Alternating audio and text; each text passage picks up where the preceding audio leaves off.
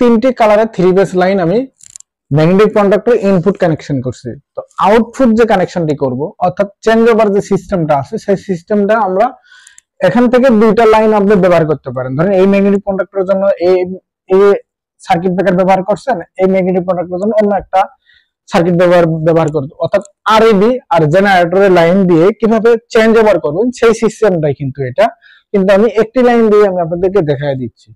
তারপর আমি নিউট্রালটি কানেকশন করব। নিউট্রালটি সার্কিট ব্রেকার, এই যে neutral circuit breaker input output থেকে নিয়ে নিউট্রাল, ম্যাগনেটিক কন্ডাক্টরের যে কয়েলটি আছে সেটা হলো নিউট্রাল।